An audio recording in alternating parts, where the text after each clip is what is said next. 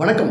2026 சட்டமன்ற தேர்தலுக்கு அதிமுகவில் ஒரு அலையன்ஸ் பெரிய அளவில் ஏற்படுத்தணும். கூட்டணி மெகா கூட்டணியாக உருவாக்கணும் அப்படிங்கிறதுல எடப்பாடி பழனிசாமி ரொம்ப கவனத்தோட தீவிரமான முயற்சியில் ஈடுபடுறார். ஆனால் அவருக்கு உண்டான அந்த எண்ண ஓட்டங்களுக்கு ஏற்ப கள அரசியல் நிலவரங்களுக்கு ஏற்ப அது நடக்குதா அப்படின்னா அது ஒரு காலதாமதமான ஒரு விஷயமாகத்தான் இருக்கிறது.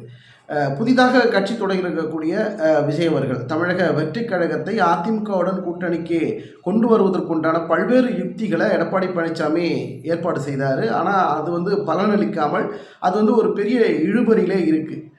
திமுகவுடைய எதிர்ப்புகள் இன்றைக்கி தமிழகத்தில் அதிக அளவில் இருக்குது. ஆட்சி மாற்றம் மக்கள் எதிர்பார்க்குறாங்க அப்படிங்கிற ஒரு பக்கம் பேசிக்கிட்டு இருந்தாலும் திமுகவை எதிர்த்து திமுகவை வீழ்த்தி அதிமுக மீண்டும் ஆட்சிக்கு வரணும் அப்படின்னா ஒரு மெகா கூட்டணி தேவைப்படுகிறது.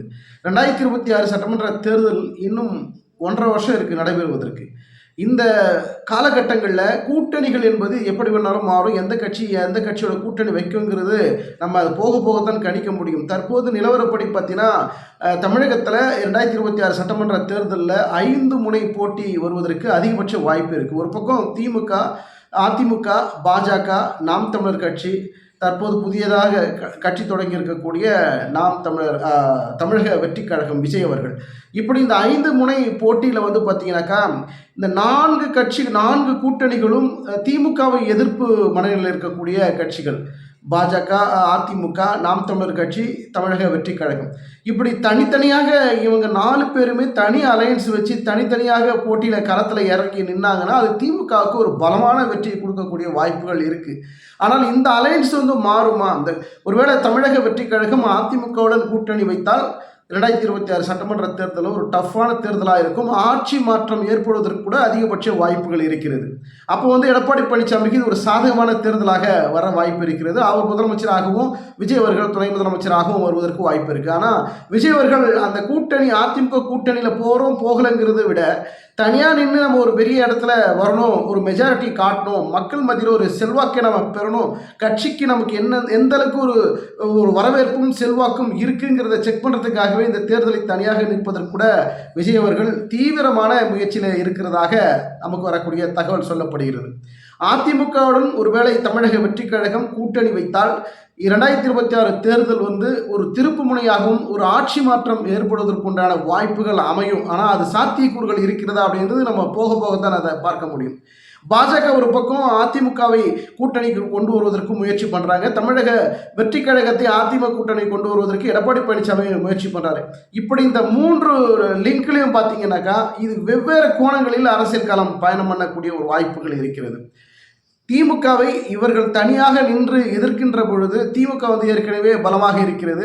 அவருடைய கூட்டணிக்குள்ள இருக்கக்கூடிய தோழமை கட்சிகள் கொள்கை ரீதியாக ஒரு நேர்கோட்டில் நிற்கிறாங்க. அப்படி இருக்கிற பொழுது இந்த 4 அலையன்ஸுகளும் பாஜக, அதிமுக, நாம் தமிழர் கட்சி, தமிழக வெற்றி கழகம், இந்த 4 கட்சியுமே தனியாக நிற்கின்ற போது அவர்கள் கொள்கை ரீதியாக திமுக ஒரு கூட்டணி பலமாக இருக்கிறதுனால இது திமுகவுக்கு ஒரு சாதகமான ஒரு செயல்பாடாகத்தான் பார்க்க முடிகிறது. ஆனால் அதிமுக இதை சரியாக முடிவெடுக்கக்கூடிய ஒரு சூழலில் எடப்பாடி பழனிசாமி இருக்கிறார். ஏற்கனவே கடந்த கால தேர்தல்களில் பல தோல்விகளை சந்தித்திருக்கக்கூடிய எடப்பாடி பழனிசாமி அவரை தற்போது இந்த 2026 சட்டமன்ற தேர்தலில் அவரை நிரூபிக்கக்கூடிய ஒரு தேர்தலாக இந்த தேர்தல் அவருக்கு சவாலாகத்தான் எடப்பாடி பழனிசாமிக்கு இருக்கும்.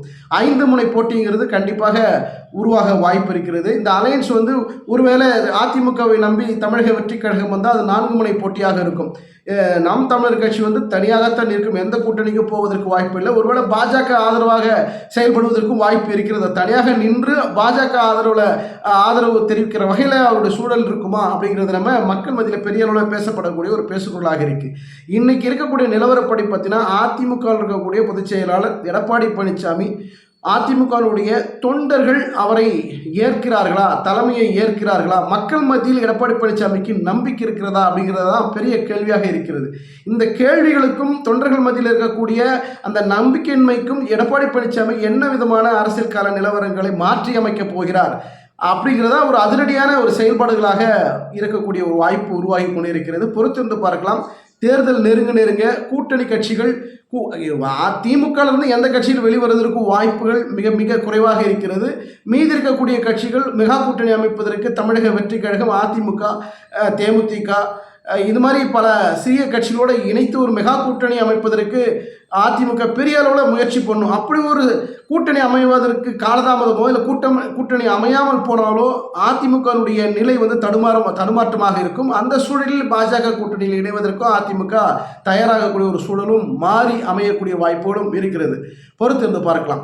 அதிமுகனுடைய பொதுச் செயலாளர் எடப்பாடி பழனிசாமி கூட்டணி சாதுரியமாக செயல்படக்கூடிய வாய்ப்புகளை உருவாக்குவாரா அல்லது கோட்டை விடுவாரா அப்படிங்கிறத நம்ம பொறுத்திருந்து பார்ப்போம். நன்றி, வணக்கம்.